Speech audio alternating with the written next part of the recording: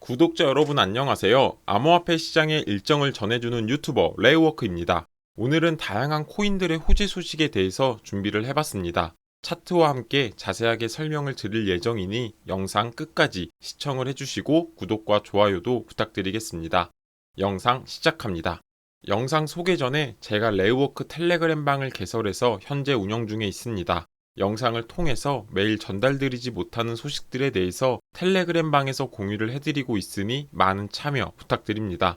텔레그램 방 참여 방법은 영상 본문에 링크가 있으니 보시고 참여하시면 됩니다. 최근에 저를 사칭하고 있는 방이 나오고 있다고 하니 꼭 해당 링크를 클릭해서 접속하시기를 바라겠습니다. 본 영상으로 돌아와서 처음으로 소개할 코인은 이더리움입니다. 제가 텔레그램과 카톡방에서도 여러 번 말씀드렸던 내용이기는 하지만 이번에 승인된 이더리움 현물 ETF 19B4의 의미가 너무나도 크기 때문에 영상을 통해서 다시 한번 공유를 드리려고 합니다. 19B4가 승인이 되자마자 가장 많이 받았던 질문은 앞으로 이더리움 현물 ETF를 바로 거래할 수 있는지에 대한 문의였습니다. 19B4가 승인이 되었다라고 해서 바로 이더리움 현물 ETF를 거래할 수 있는 건 아닙니다. 19B4는 증권거래소와 협회가 금융시장의 새로운 규칙이나 변경을 제안할 때 제출되는 중요한 규제 문서입니다. 그래서 규칙 변경 사항이 시행되기 전에 SEC는 이를 검토하고 승인하도록 되어 있고 이번에 SEC가 승인한 것이 바로 이 19B4 문서라고 생각을 하시면 됩니다. 이제 이더리움 현물 ETF 판매를 위해 남은 일정으로는 SEC로부터 S1이 승인이 되어야 합니다. S1은 대중에게 증권을 제공하려고 하는 기관들이 제출하는 증권 신고서입니다. SEC는 제출된 S1 문서의 내용들의 세부 사항을 검토하여 증권법을 준수하고 있는지 확인하고 승인해주는 절차를 거칩니다. 현재는 19B4가 승인이 되었고 이제 S1까지 승인이 되어야만 이더리움 현물 ETF 거래가 가능해진다라고 보시면 됩니다. 일반적으로 S1은 최소 몇 주에서 최대 4개월까지 소요가 되는데 대부분은 3개월 정도 소요된 사례가 많습니다. 최근에 승인된 비트코인 또한 3개월 정도가 소요가 되었습니다. 현재 S1 문서에 대해서 자산운용사와 SEC가 대화를 이제 막 시작을 하고 있다고 하니 단기간에 승인이 되기는 어렵고 빨라야 6월 그리고 늦으면 8월에 기다리던 이더리움 현물 ETF의 거래가 가능하지 않을까 싶습니다. 이어서 이더리움의 가격적인 움직임을 살펴보면 한화 기준으로 500만 원을 기록하고 있습니다.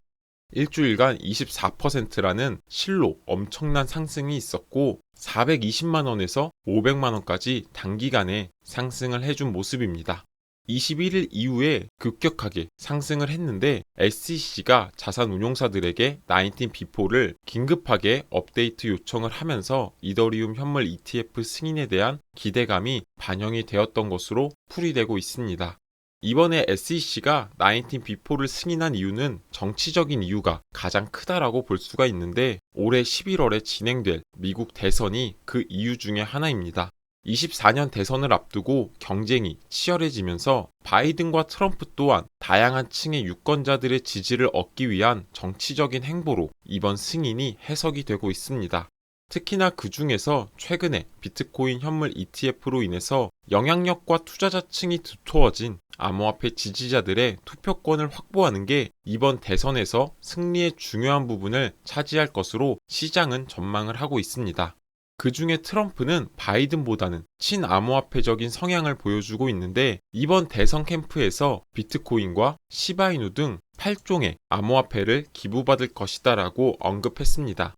그러면서 미국을 다시 위대하게 만들기 위해서 암호화폐를 수용할 준비가 되어 있다라고 언급하며 바이든은 암호화폐가 뭔지도 모른다라고 비판하는 모습을 보여주기도 했습니다. SEC 위원장 또한 대통령이 임명하는 자리이기 때문에 정치적인 관점에서 바이든이 SEC에게 ETF를 수용하라고 하는 무언의 압박이 있지 않았을까 생각이 들고 그로 인해서 이번 19B4가 승인이 될 수 있었다라고 생각하고 있습니다. 이번 상승 사이클에서 이더리움은 이제 마스터카드의 시총을 넘어섰고 지속적인 상승 랠리를 펼쳐나갈 수 있을 것으로 기대되고 있습니다. 현재 이더리움의 가격이 일부는 하락을 하고 있지만 앞으로의 가격 전망은 굉장히 밝다라고 개인적으로는 생각하고 있습니다. 앞으로의 가격 전망에 대한 기사들도 함께 살펴보도록 하겠습니다. 암호화폐의 친화적인 금융권인 스탠다드 차타드는 이더리움 ETF가 출시가 될 경우 1년간 150억에서 450억 달러 사이에 자금이 유입될 것으로 예상을 하고 있습니다. 이를 통해서 가격적인 움직임을 예측을 해보면 올해 연말까지 8,000달러를 유지할 것이다 라고 분석하고 있는데, 현재 이더리움의 가격이 3,700달러인 점을 감안하면 약 100%의 상승이 발생할 수 있다라고 예상을 하고 있습니다. 이 정도로 이더리움 현물 ETF 승인 소식에 대해서는 정리를 해보고, 이어서 이더리움 현물 ETF 승인에 따라서 수혜를 받을 수 있는 코인들에 대해서 함께 살펴보도록 하겠습니다. 가장 먼저 소개해드릴 코인은 이더리움 클래식입니다. 이더리움이 상승했다라고 하면 가장 먼저 떠올리실 코인이 바로 이더리움 클래식이 아닐까 싶은데, 그 이유는 이더리움에서 포크되어서 생성되었기 때문에 이더리움과 뿌리가 같다라고 볼 수 있기 때문입니다. 현재는 이더리움은 더 머지 이후 POS로 전환이 되었지만, 이더리움 클래식은 POW 방식을 채택하고 있다는 부분이 이더리움과 이더리움 클래식의 가장 큰 차이라고 볼 수가 있습니다. 그리고 POW 하면 채굴 보상이 떠오르실 텐데, 이번에 이더리움 클래식이 6월 1일을 기점으로 반감기를 맞이합니다.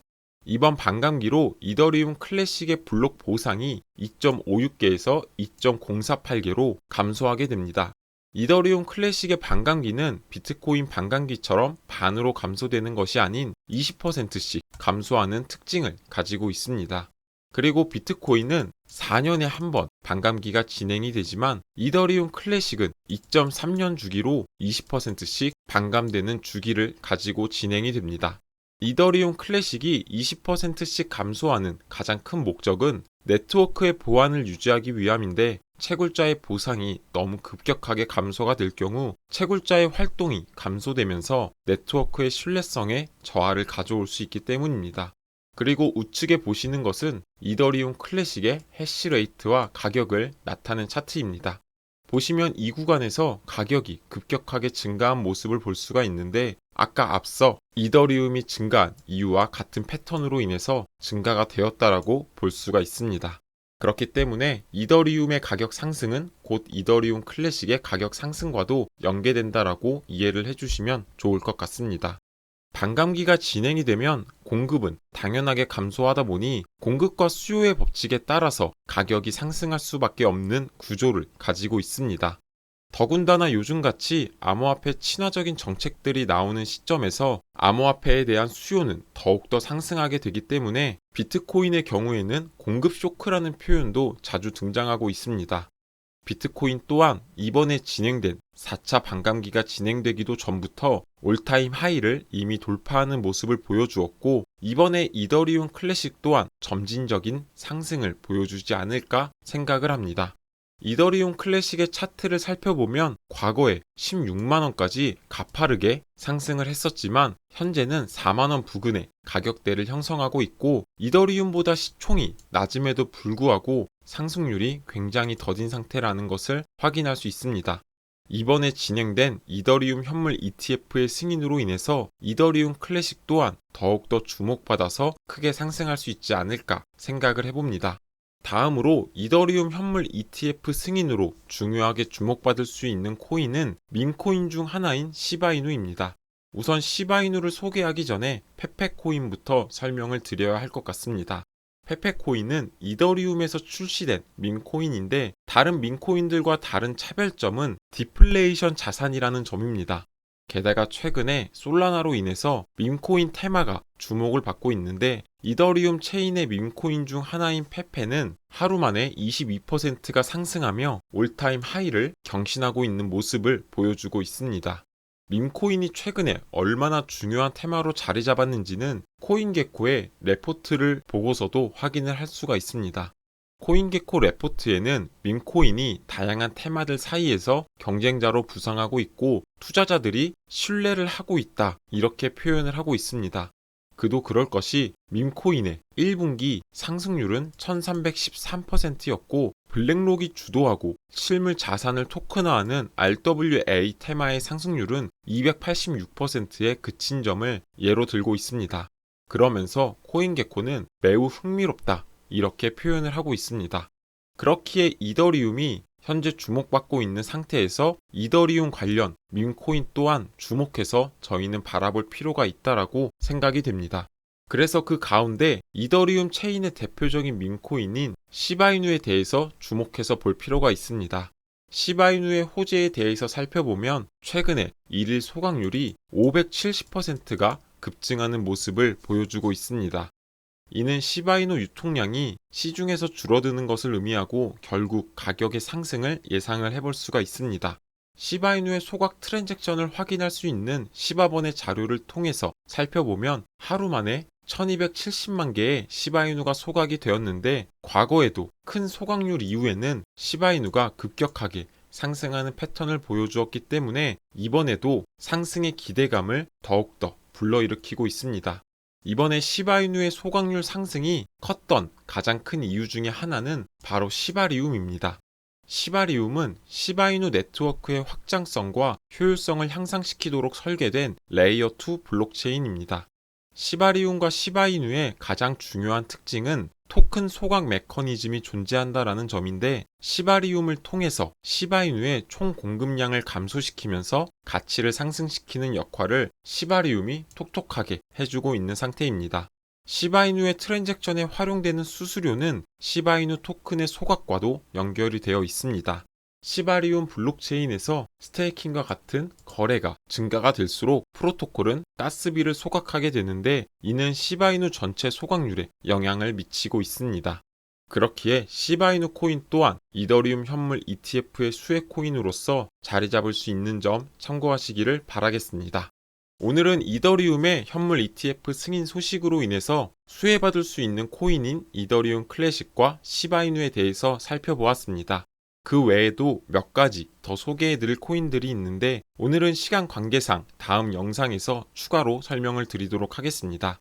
홀더분들께서는 내용 참고하셔서 오늘도 성투하시기를 바라겠습니다.